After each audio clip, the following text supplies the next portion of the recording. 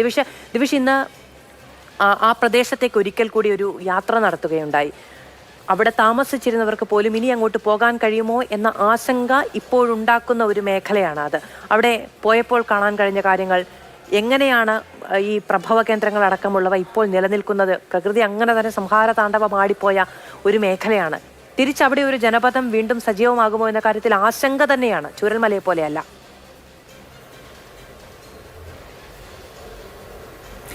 മധു, ഏറ്റവും പ്രധാനപ്പെട്ട ഒരു കാര്യം, നമ്മൾ ഈ പറയുന്ന അസാധ്യമായിട്ടൊന്നുമില്ല എന്നൊരു കാര്യമുണ്ട്.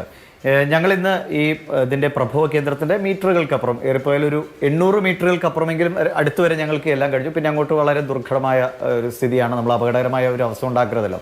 അപ്പോൾ അതുവരെ ഞങ്ങളെത്തി. അതിൻ്റെ എങ്ങനെയാണ് ഇത് തുടങ്ങിയത്, ഈ അപകടത്തിൻ്റെ വ്യാപ്തി എത്രയാണ്, നമുക്ക് ഒന്നുകൂടി ഞാൻ പറയുകയാണ്, പലവട്ടം നമ്മൾ പറഞ്ഞാണ്, നമുക്ക് ചിന്തിക്കാൻ കഴിയുന്നതിൻ്റെ എത്രയോ അപ്പുറമാണ് ഈ ദുരന്തം എന്നതാണ്. അത് നേരിട്ട് കാണുമ്പോഴേ മനസ്സിലാക്കൂ എന്ന് കരുതി ഇത് കാണാനായി ദയവ് ഇതൊരു കാഴ്ച വസ്തു എന്ന നിലയ്ക്ക്, അല്ലെങ്കിൽ ഒരു ടൂറിസം കേന്ദ്രം എന്ന നിലയിലേക്ക് ആളുകൾ അങ്ങോട്ടേക്ക് വരരുതേ എന്നൊരു അഭ്യർത്ഥന കൂടി ഇപ്പോഴേ വയ്ക്കുകയാണ്. ഇപ്പോൾ പോലും എനിക്ക് തോന്നുന്നു, ഇപ്പോൾ കുറച്ച് ആളുകളെയൊക്കെ നമ്മൾ അതായത് കൂടുതൽ സന്നദ്ധ പ്രവർത്തകരെയൊക്കെ കയറ്റി വിട്ടു തുടങ്ങിയത് പലപ്പോഴും എനിക്ക് വിഷമത്തോടെ ഞാൻ പറഞ്ഞു പോവുകയാണ്. ഇന്ന് ഞാൻ മിനിസ്റ്ററൊക്കെ നമ്മളിവിടെ വാർത്താ സമ്മേളനത്തിൽ കണ്ടപ്പോൾ സൂചിപ്പിക്കുകയും ചെയ്തു. കാരണം ഒരു നന്മയ്ക്ക് വേണ്ടിയാണ് മനുഷ്യൻ അങ്ങോട്ടേക്ക് വരുന്നത്. നമ്മളൊരു മനുഷ്യനെ സഹായിക്കാനല്ലേ അവിടുത്തെ തിരച്ചിലിൻ്റെ ഭാഗമാക്കാനൊക്കെ വരികയാണ്. അപ്പോൾ അവിടെ നമ്മളതൊരു ഫോട്ടോ ഓപ്ഷൻ ആക്കി മാറ്റി, അല്ലെങ്കിൽ ഇല്ലാത്ത സ്ഥലത്ത് കമ്പ് കുത്തി ഞങ്ങളിവിടെ തിരയുകയാണെന്ന് കരുതി ഫോട്ടോ എടുക്കുന്നത്, ഞാൻ അതിൻ്റെ കണ്ണുകൊണ്ട് കണ്ട കാര്യമായതുകൊണ്ട് ഇതെല്ലാവരും അല്ല, അവിടെ ഒരുപാട് പേരുടെ വലിയ നന്മയുടെ കഥകൾ കാണുന്നതിനിടയിൽ ഇത് നമുക്കൊരു ചെറിയ സങ്കടം ഉണ്ടാക്കിയതുകൊണ്ട് ഞാൻ പറഞ്ഞു എന്നുള്ളൂ. പക്ഷേ അതിനപ്പുറത്തേക്ക് നമ്മൾ അങ്ങോട്ടേക്ക് പോകുമ്പോൾ, ഇപ്പോൾ മുണ്ടക്കൈ പ്രത്യേകിച്ച് പറയാം, അവിടെ ഒരു ഭാഗത്താണ് ഈ വീടുകൾ പൂർണ്ണമായി നശിച്ചുപോയത്. ഈ റോഡിന് ഇപ്പുറം വീടുകൾ പലതും അങ്ങനെ വലിയ കേടുപാടുകളില്ലാതെ നിൽക്കുന്നുണ്ട്. അപ്പോൾ നമുക്ക് തോന്നുന്നു എങ്ങനെ അവർക്ക് ഇനി അവിടെ ജീവിക്കാൻ കഴിയും. പക്ഷേ അവിടെ നിന്ന് ഇറങ്ങുമ്പോൾ രവിയേട്ടൻ എന്നാണ്, അതായത് അവിടുത്തെ വനംവകുപ്പിൻ്റെ ഉദ്യോഗസ്ഥൻ കൂടിയാണ്, അദ്ദേഹം പറഞ്ഞത്, ഞാൻ ചോദിച്ചു, ഇനി ഇവിടേക്ക് ആളുകൾക്ക് വരാൻ പറ്റുമോ, എങ്ങനെ അവർ ഇത്രയും അയലക്കാരില്ലാതെ അവരൊരു ആ ഭൂമിയെ മാറിപ്പോയേ, നമ്മൾ കാണുന്ന പോലെ വേറെ ഒരു ലോകത്തിരിക്കുന്ന പോലെ, അപ്പോൾ എങ്ങനെ അവർക്ക് വരാൻ കഴിയും എന്ന് ചോദിച്ചപ്പോൾ അദ്ദേഹം പറഞ്ഞത്, ഞങ്ങൾ പറയുന്നതിന് മുമ്പ് ഒരു പിക്കപ്പിൽ കുറച്ച് സാധനങ്ങളുമായി ഒരു വീട്ടുകാരവിടെ നിന്ന് പോയി കട്ടിലൊക്കെ ആയിട്ട്.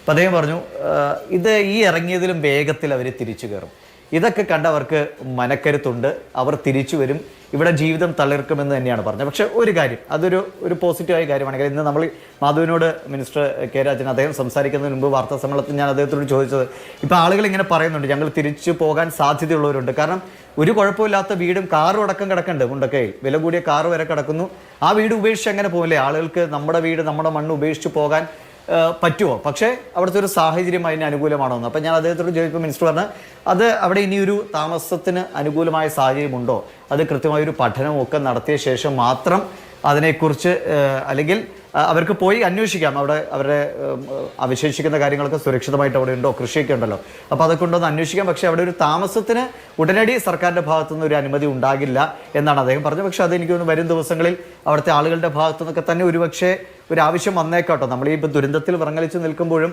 ഇനി അങ്ങോട്ടേക്ക് ഞങ്ങളില്ല എന്ന് പറയുന്ന ഒരുപാട് ജനങ്ങളെ നമ്മൾ കാണുമ്പോഴും അവശേഷിക്കുന്ന വീടുകളിലേക്ക് നമ്മുടെ വീട് ഒരു സ്വർഗം തന്നെയല്ല അത്. എന്തായാലും അവിടെ എന്തൊക്കെ ദുരന്തം ഒരു സൈഡിൽ നടന്നാൽ പോലും ചിലപ്പോൾ നമുക്ക് തിരിച്ചു പോകാൻ തോന്നും. അപ്പോൾ ഒരുപക്ഷെ മനുഷ്യർ അങ്ങോട്ടേക്ക് വന്നേക്കാം. അങ്ങനെ വന്നാൽ സർക്കാർ അതിന് ഉചിതമായ തീരുമാനം എടുക്കട്ടെ. ഇനി അവിടെ താമസിക്കുന്നതൊക്കെ അല്ലേ, നമ്മൾ ഭാവിയെ കൂടി കാണണമല്ലോ, ഒരു അപകടകരമായ സ്ഥിതി ഉണ്ടെങ്കിൽ അത് സർക്കാർ എടുക്കേണ്ട ഒരു കോളാണ്, നമുക്ക് പറയാൻ കഴിയില്ല, ജനങ്ങൾ കൂടി തീരുമാനിക്കണം. എന്തായാലും അവിടെ ഇതുവരെ കാണാത്ത, നമ്മൾ ഇതുവരെ കണ്ടോ കേട്ടോ ഇല്ലാത്ത ഒരു ദുരന്തമാണ് അവിടെ നടന്നത്. അതിൻ്റെ ആഘാതം അത്രയും തീർച്ചയായും ചൂരൽമലയാണ് നിശേഷമില്ലാതായി പോയി. എവിടെയാണ് വീട് എന്ന് പോലും തിരിച്ചറിയാൻ പറ്റാതെ പോയത് ചൂരൽമലയാണ്. കാരണം ആ ഭൂമി അങ്ങനെ അങ്ങ് മാറിപ്പോയി. അപ്പോൾ അവിടെ എത്തുന്ന, അല്ലെങ്കിൽ ഇനി അങ്ങോട്ട് ഞാൻ അവസാനം ഞങ്ങളിങ്ങനെ നടന്നു വരുമ്പോൾ ഒരു ചേച്ചി അങ്ങോട്ടേക്ക് പോവുകയാണ്, ഒരു പാടിയിലേക്ക്. അപ്പോൾ ഞാൻ ചോദിച്ചു, ചേച്ചി ആദ്യമായിട്ടാണോ അങ്ങോട്ട് വരുന്നത്?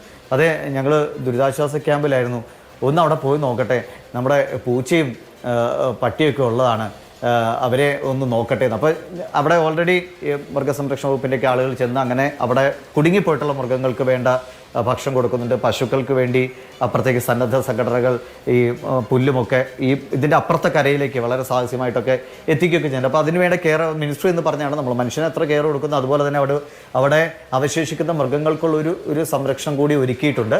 അപ്പോൾ ആ ചേച്ചി പോകുമ്പോൾ അവസാനം ഞങ്ങളോട് തിരിഞ്ഞ് പോയി നോക്കട്ടെ എന്ന് പറഞ്ഞാൽ അവർ തിരിച്ചു പറയുമ്പോൾ അവർ പറയും, ഞങ്ങളുടെയൊക്കെ നാടൊക്കെ പോയി മോനെ എന്ന് അവർ പറഞ്ഞു. അത് അവരുടെ നിരാശയിൽ നിന്നും ഇപ്പോഴത്തെ ഒരു ആഘാതത്തിൽ നിന്നും ഉള്ളതായിരിക്കും. പക്ഷേ നമ്മുടെ നാടങ്ങനെ പോയി കളയാൻ, അത് ഏതൊരു നാട്ടിൽ താമസിക്കുന്നവർക്ക് എന്ത് വന്നാലും നമ്മുടെ നാടിനെ അങ്ങനെ ഇല്ലാതാക്കി കളയാൻ ഒരുപക്ഷെ ഇപ്പോഴത്തെ ഒരു മാനസിക വ്യഥയിൽ അങ്ങനെ പറഞ്ഞു പോകാം. പക്ഷേ അടുത്ത ഘട്ടത്തിൽ അവർ അവരുടെ നാടിനെ തിരിച്ചു പിടിക്കാനുള്ള ശ്രമങ്ങൾ അവിടെ ഇപ്പോഴും എടുത്തു പറയുകയാണ്. നമ്മുടെ വില്ലേജ് അധികൃതരെല്ലാം ഇതിൻ്റെ എല്ലാ വകുപ്പുകളും അവിടെ അതിൻ്റെ ഏറ്റവും അറ്റം പ്രവർത്തിക്കുന്നുണ്ടെന്നതിൽ ഒരു തർക്കവുമില്ല. നമ്മുടെ സംവിധാനം മുഴുവൻ ഏറ്റവും മികവുറ്റ രീതിയിൽ പ്രവർത്തിക്കുന്നുണ്ട്. അത് നമ്മൾ എല്ലാവരെയും ഈ സംവിധാനത്തെ മൊത്തം അവിടെ വരുന്ന പാർട്ടി പ്രവർത്തകർ അല്ലെങ്കിൽ സന്നദ്ധ സേനാ പ്രവർത്തകർ, നമ്മുടെ സേനാംഗങ്ങൾ, സൈന്യത്തെയൊക്കെ എടുത്തു പറയണം, സൈന്യം, പോലീസ്, ഫയർഫോഴ്സ്, ഇവരെയൊക്കെ നമ്മൾ കൈയടിച്ച് ആ നന്ദി അറിയിച്ചേ പറ്റൂ. പക്ഷേ മനുഷ്യൻ അവിടെ ജീവിതം തളിർക്കാൻ കഴിയുമെന്ന് ഞാൻ ഇപ്പോഴും അവിടുത്തെ ആളുകളുടെ, ഞാൻ എൻ്റെ അല്ല, അവിടുത്തെ ആളുകൾ, അവിടെ ജനിച്ചു വളർന്ന് അവിടുത്തെ ചോരയും ചൂടും ഒക്കെ അറിയുന്ന, ആ പ്രകൃതിയെ അറിയുന്ന ആളുകൾ പറയുന്ന വാക്കിൽ ഞാൻ വിശ്വസിക്കാൻ അവർക്ക് അവിടെ ജീവിതം തളിർക്കാൻ കഴിയും.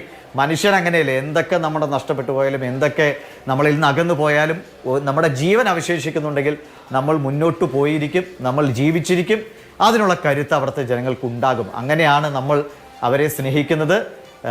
ആ സ്നേഹം തീർച്ചയായും, ആ സ്നേഹം അവർ നമ്മളോട് കാണിക്കുന്നത് അവർ തിരിച്ചു വന്നുകൊണ്ടായിരിക്കും. തീർച്ചയായും. ഇപ്പോൾ അവരുടെ കാഴ്ചപ്പാട് അങ്ങനെയാണെങ്കിൽ, നേരത്തെ നമ്മുടെ മന്ത്രിമാരെല്ലാവരും പറയുന്നത് അങ്ങനെയാണ്, പുനരധിവാസവുമായി ബന്ധപ്പെട്ടിട്ടാണെങ്കിലും എന്തു കാര്യത്തിലാണെങ്കിലും അവിടുത്തെ ജനങ്ങളെ കൂടി വിശ്വാസത്തിലെടുത്ത്, നഷ്ടം അവരുടേതാണ്, അവിടുത്തെ ജനങ്ങളെ കൂടി വിശ്വാസത്തിലെടുത്ത് അവരുടെ അഭിപ്രായങ്ങൾക്ക് കൂടി വിലവെച്ച് അതുകൂടി ഉൾക്കൊണ്ടിട്ടുള്ള ഒരു പദ്ധതിയാണ് ആവിഷ്കരിക്കേണ്ടത് എന്നുള്ളത്